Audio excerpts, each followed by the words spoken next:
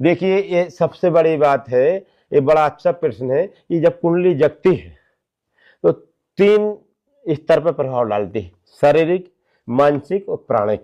अच्छा। शारीरिक अगर हो गया तो मुद्राएं होने लगी, क्रियाएं होने लगी, अपने आप जो आसन है वो अपने आप होने लगते।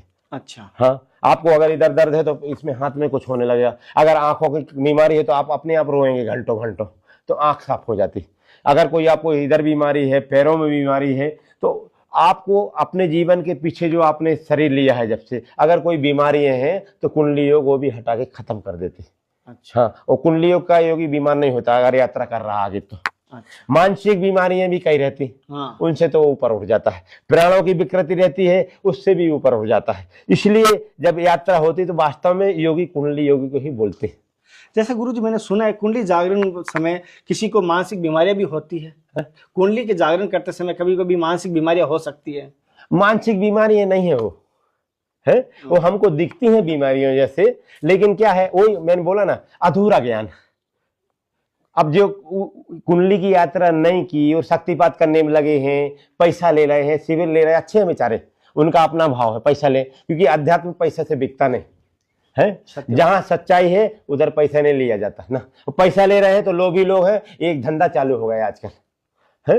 हाँ, आपको भी पैसा मिलता है ऐसा नहीं है, लेकिन आप बड़ा काम कर रहे हैं, संतों का संग दे रहे हैं आप पूरा देश। देखिए, हमने कल भी बोला था कि अगर एक आदमी भी जुड़ रहा है तो आपका जीवन सफल है जी। अगर आपके सत्संग सुन के कोई एक आदमी भी अध्यात्म की तरफ चल रहा है तो ये बहुत बड़ी बात है। और फिर स्वाभाविक है, अब कुछ तो लगता है ना, तो स्वाभाविक आ रहा है, आप किसी से मांगते नहीं, यूट्यूब वाला दे रहा है आप।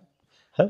जैसे गुरुजी कुंडली जागरण सुनिए ना, आपका प्रश्न बाकी रह गए। तो ये मानसिक बीमारी इसलिए होती है कि अधूरा ज्ञान में वो उधर ही फंस जाती। अच्छा। तो कुंडली की एक बड़ी विशेषता है, और इसको खतरा भी बोल सकते हैं, ये कहीं भी रुक जाती है, अधूरे मार्गदर्शन में, अधूरे ज्ञान में वो उधर ही रुक जाती। फिर जैसी क्रियाएं होती आदमी वैसे घूमता रहता। अगर आप उसको काम सता रहा तो फिर कहो 50 साल तक वो काम ही काम में घूमता रहे, क्रोध सता रहा उसी में घूमता रहे। दूसरा ऐसा होता है, हमारे अगर संस्कार है तो हमारे संस्कार निकालने के लिए वैसे ही होता। अब हमारे लोगों ऐसा हुआ, आप देखते तो कहते कि बाबा ये साधु है क्या है, लेकिन अभी ध्यान भजन की तरफ गति हो गई। तो कुछ हमारे संस्कारों के कारण ऐसी क्रियाएं होती हैं, अद्भुत, आश्चर्यजनक और निंदनीय क्रियाएं होती हैं। तो उस समय आदमी होता कि क्या हो गया, ये पागल है कि मानसिक बीमारी है, क्या है, ऐसा होता। तो इसलिए बोला है गोरख जागता नर सेविया। जो कुंडली की यात्रा कर चुके हैं उनके सानिध्य में रहने से हमको सब कुछ पता चल जाता है कि कहाँ क्या है, वो हमारा मार्गदर्शन करते। कि शांति रखिए, ये आपके केंद्र शुद्धि, जो 3 केंद्र नीचे के, मूलाधार, स्वाधिष्ठान, मणिपुर, इसमें ही संसार भरा हुआ है। तो वो जब निकलता है करो